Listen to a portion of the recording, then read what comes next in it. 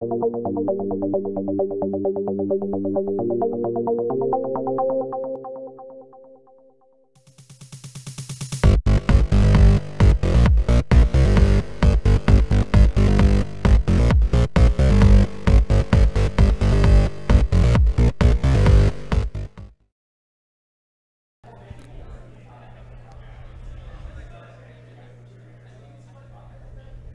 I'd love to commentate that match. Hardened Scales Affinity, Brain Delay. Yeah, would you? Yeah. You don't see Hardened Scales Affinity too often. That you don't. I remember when that card first came out and people were really hyped on it as just a new card for Affinity for once.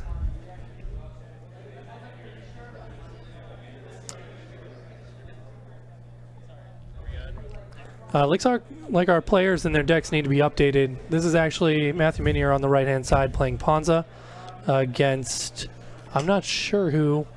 John Keilholz. Okay. On Eldrazi Tron. There we go. They're updated. All right, and just to introduce ourselves, so I am Patrick, and this is Ted. So we'll be going on another great Patrick and Ted's Excellent Adventure here this Friday.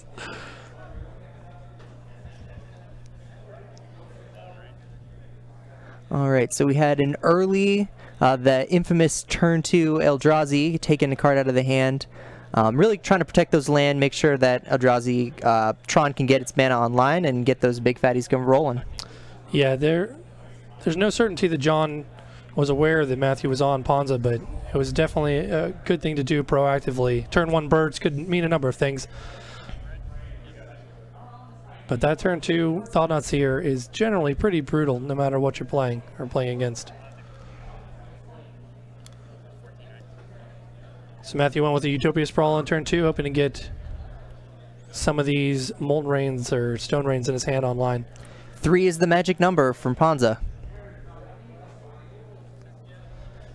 John's putting on a pretty quick clock. Matthew can't answer it here with a minus. Draws an extra card. It was really timely for him to have a Chandra. Absolutely, yeah. And hitting that land as well. You know, the Utopia Sprawl setting him up for the double red. He might be in the driver's seat here if he can start popping off some of those Molten Rains in hand or other land destruction spells. It looks like John's just sitting on a whole bunch of lands. I think he has 2 more power plants in hand, and I'm not actually sure what else, but it would have been really nice if he would have seen or had a Reality Smasher to come through and take up that Chandra.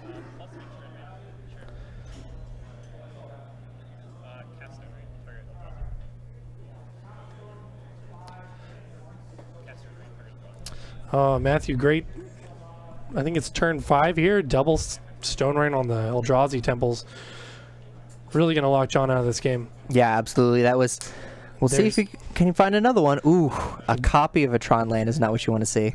Yeah, he also drew a Reality Smasher 2 turns too late, right after losing both of his temples. Yeah, absolutely.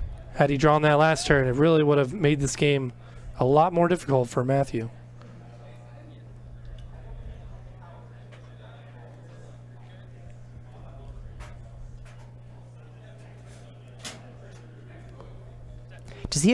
Does John have the 3rd copy of that same Tron land in hand? He does. It's 2 more power plants in his hand. Oh. A Reality Smasher and a Seagate Wreckage. He's nowhere near ready to use that Seagate Wreckage. Has to have an empty hand for that. He'll only be able to play 1 land a turn. That is not where you want to be. Matt, luckily, looks like he has the Chandra in play, so he has the advantage engine, but looks like he's got a Mountain and... something else inconsequential in hand that he's just going to cast the Elf. Well, John just keeps drawing lands and finally did hit Tron with that tower. It looks like he chose to take out Chandra. He pointed at Matthew. I thought he might be going for the face, which would have been a little odd since he's at 13. So I'm glad that he did actually go for Chandra there. It looks like Matthew's sitting on 3 lands as well. Is it a Kessig Wolf Run in hand? I believe so. Yep. See if we can get some Arbor Elf action going on. Yeah, pump that Arbor Elf up.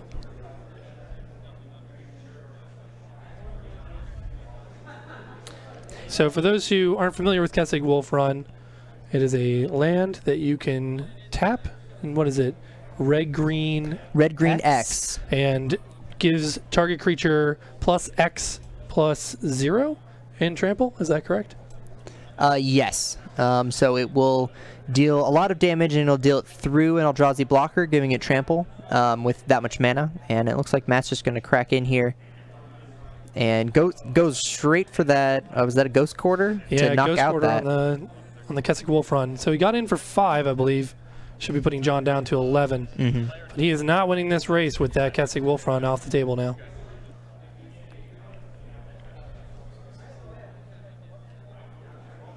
John has got nothing but mana. I believe he may have drawn another Eldrazi Temple. Something he does not need are more lands.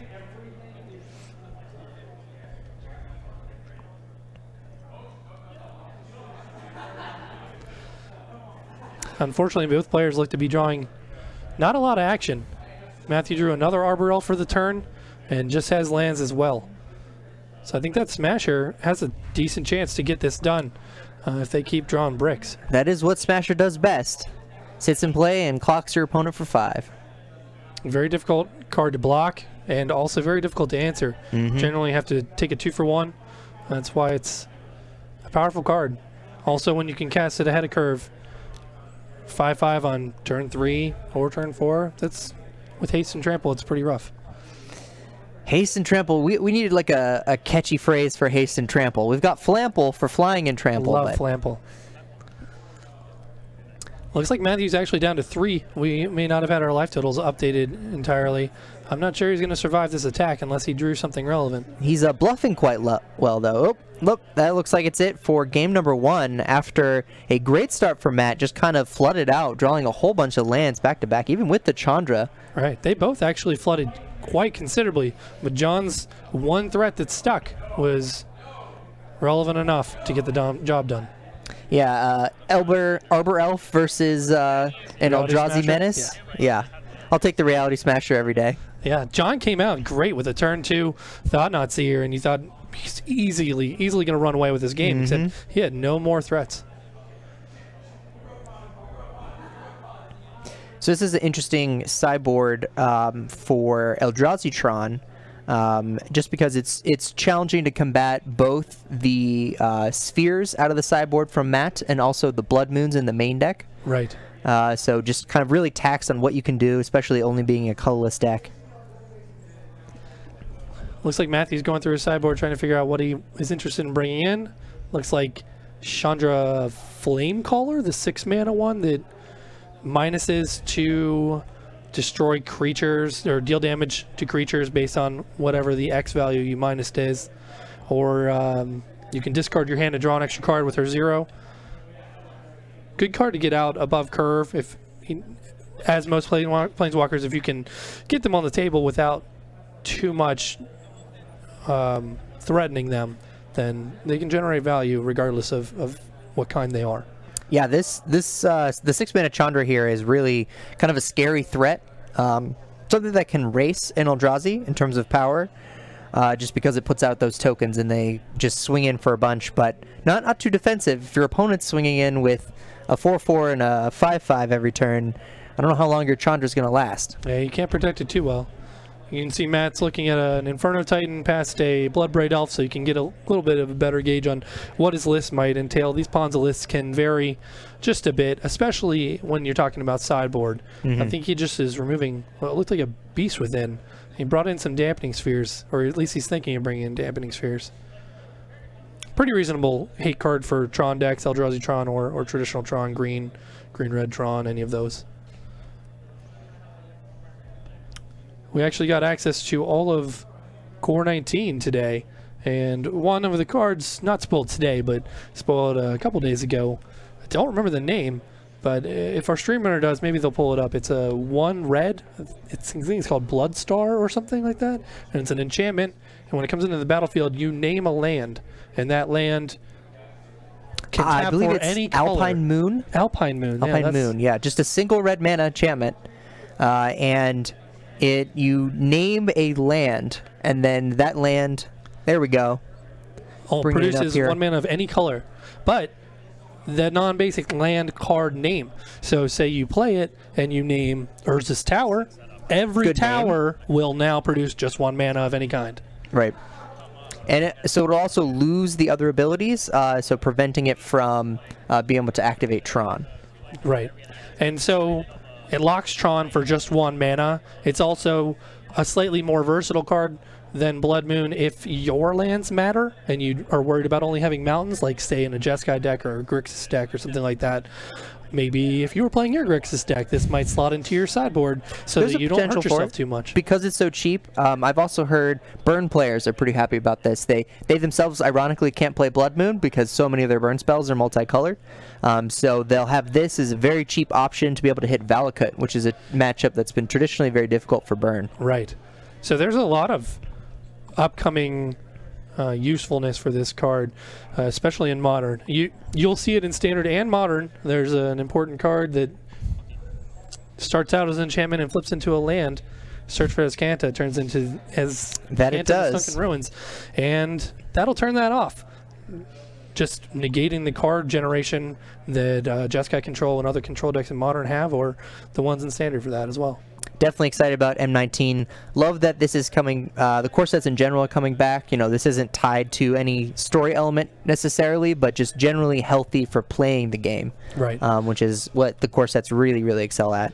Yeah, and they were lacking the ability to reprint certain cards that wouldn't necessarily be on theme. I think we touched on that last week a little bit. But with the core sets, they're allowed to do that, which is great for people who are trying to get into Modern or Legacy, and they're able to reprint some staples that maybe aren't going to be powerful in Standard. However, they will be great to kind of calm the cost of entering this format. Absolutely. Things like Scape Shift, really overdue for a reprint. Crucible of Worlds, also the same way. Right. So we had an early Stone Rain here to be able to take out 1 Tron piece, and followed up by another Tron piece. That map will be able to go and get the Lost Mine. And John fires back with a Dismember on the birds. So, you know, kind of trading resources here in the early game. Looks like John was stuck on 2 lands, so he's not going to actually be able to function too well. Just drew a Chalice for the turn. Looks like he has an All Is Dust double Walking Ballista, perhaps. Interesting. Ooh, another Chalice. It's not great when you have no mana. No, it's not. Matt is stuck on mana as well, and like we were saying before, the 3 mana is the magic number for Ponza. So hitting that birds with the Dismember was actually quite the good call. You know, they'll bolt the birds here, pulling off. Smasher off the top. Just keep drawing those high-costed cards for John. I believe he has a Crucible of Worlds in his hand that he can't cast. That'd be great right now. It's just staring at him, just waiting. He's looking to discard something. I'm pretty sure he's safe to discard one of the 2 Chalices in his hand. Yeah, I think that's a pretty safe bet. Chalice, kind of Chalice on 3 again, being that magic number, can lock Matt out of that land destruction element of his deck and the Blood Moons. But I do not believe that Matt has any zeros in his deck. So a Chalice on 0 is unlikely.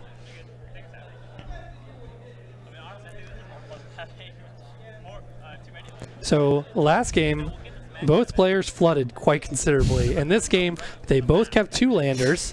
Matthew kept a 2-lander with a bird, lost his bird, stuck on 2. Yep. Got rid of John's second land, so he can't map, can't draw another land either. Looks like John's gonna discard a Walking Ballista. All of his redundant cards, that seems safe. Ballista is pretty good in this matchup, especially early if you can accelerate, get it out on 2 or get it out on 3. Down goes Stormbreath Dragon. You know, when Matt was sideboarding, I hadn't considered the option of discarding your 6-mana Chandra when you only have 2 lands as a viable option for that card. Yeah. Definitely be able to cast the 4-mana Chandra before that, so. John drew, not a land. Looks like a Reality Smasher, making him double up on that as well. So he has discarded 3 redundant copies of things in his hands already. Alrighty. Ooh, Matt's the first one to find a land. Oh, that is Here rough. comes the Stone Rain. Whew. Now the map is punished so hard for Matthew being on the play and being able to get that Stone Rain off twice. Yeah.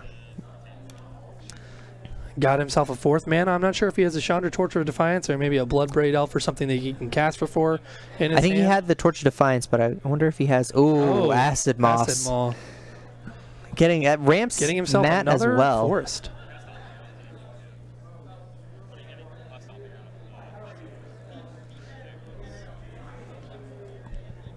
Acid Moss can get any forest, not just the basic forest. I forgot that. Mm-hmm. So Matthew got himself a Stomping Ground tapped from the additional part of that card. John did draw another land, and it is an Eldrazi Temple. So he might be able to get some action going with some Eldrazi here soon. If he draws another temple, or even just a basic, it'll help accelerate him. Oh! All right. Another land destruction spell. Really packing it in. It's like Ghost Quarter. Okay. Another land off the top. Let's see if Matt has another. It looks like he does. And Double two Bloodbraid. Bloodbraid Elves. Whew.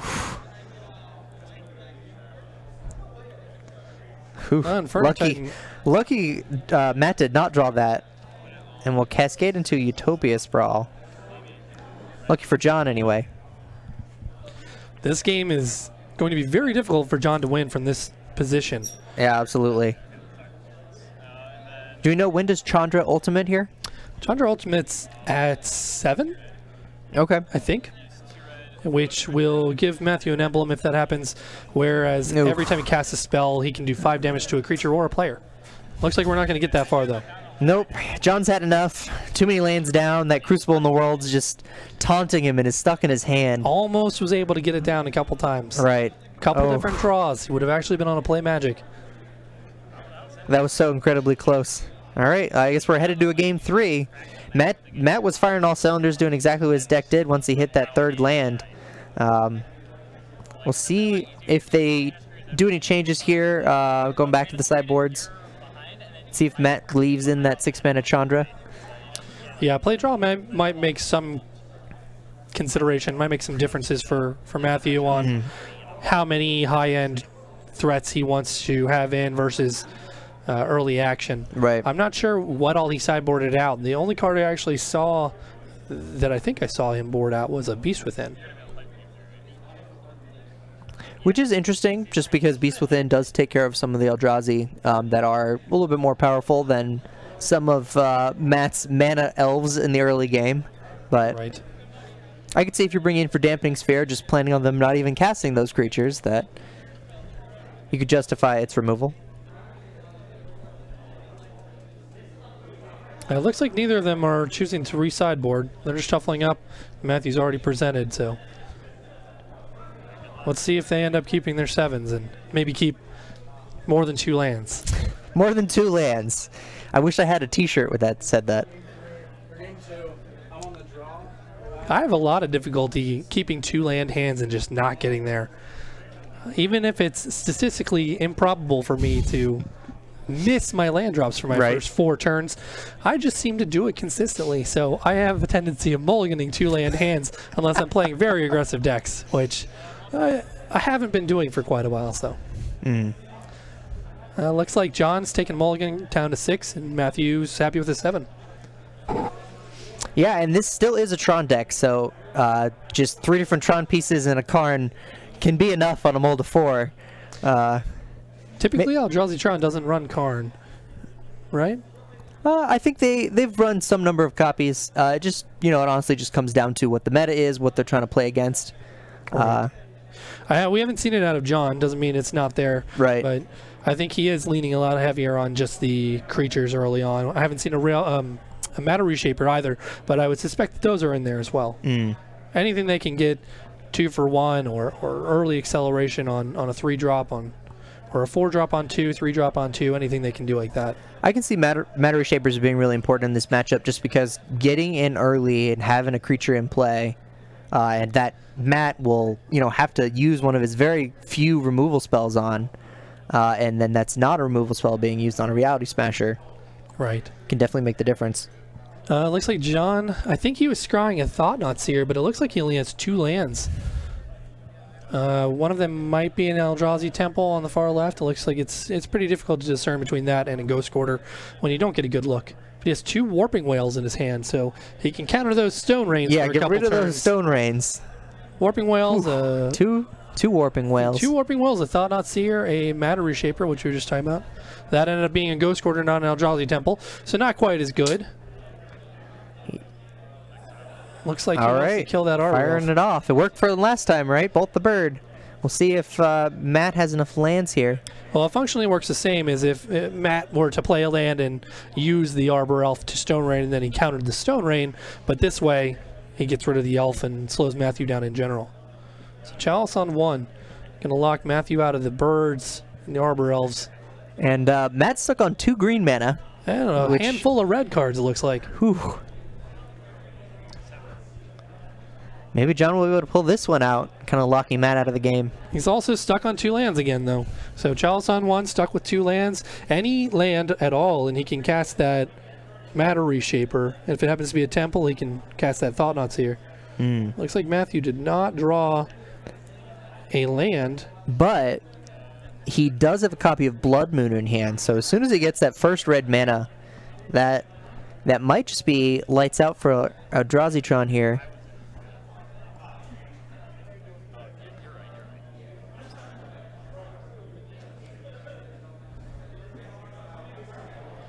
I think John wanted to end-step Warping Well to create a Scion, but I'm not sure why that...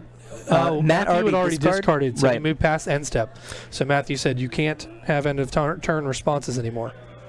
Interestingly, I think that might have been better to keep the Warping Well in hand to counter one of the sorceries, but... Well, he can use that Scion for mana, so I think what we'll see here is a Crash In for 1, a sack for mana, and a Thought-Knot Seer since he drew another land. Ooh, that is another land. Or he might keep the Scion around a little while and just cast the Matter Reshaper off of his 3 mana. But I would expect that Scion to get in for 1 before anything else happens. So I think he was hedging against not drawing lands again and wanting to actually have a play and get a reasonable threat down on the battlefield. So now he has that option either by playing a 3-2 or playing a 4-4 and having a look at Matt's hand. Considering how many cards Matt has and how he's been discarding every turn, I don't think a Thought-Knot Seer is going to be that effective. So that's true. John disagrees with me. He's going to take some action, likely something that costs 3 mana or something he feels like he can't beat if Matt tends to, if he happens to draw lands consecutively. Well, we're very far from double red of Chandra and Stormbreath Dragon and Molten Rain. So we're looking at, what, Blood Moon, and then is that a Primal Command? And a Bloodbraid Elf? I think I agree with the Blood Moon take there. Matthew has multiple double red spells in his hand as well, so... It immediately draws the red source the next turn, so that was... it ended up working out quite well, being able to dodge that Blood Moon. Yeah, otherwise Matt probably would have shocked himself for that Stomping Grounds and then played that Blood Moon. But Matt's on a real clock now. 4 turns, unless he can answer this Thought-Knot Seer, and that's if John doesn't even commit more to the board, which I imagine he will now that he has 4 mana without that having to sack that Scion.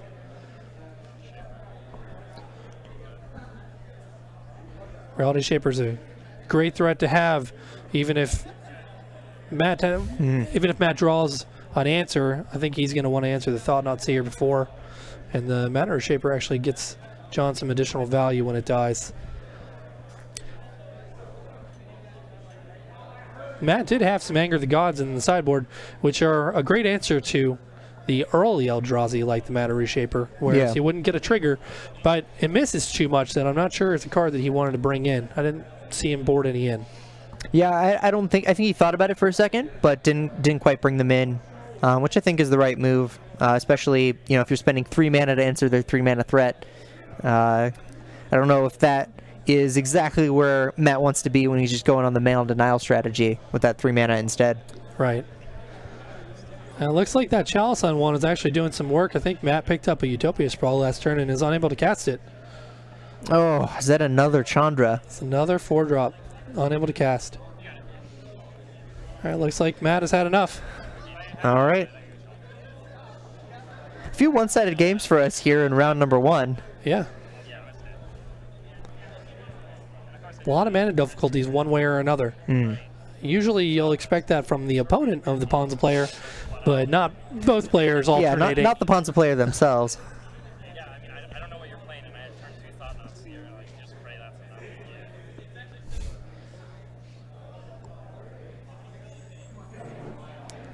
See if they lay out some sideboard options. Looks like he brought in a Primal Command in the Chandra.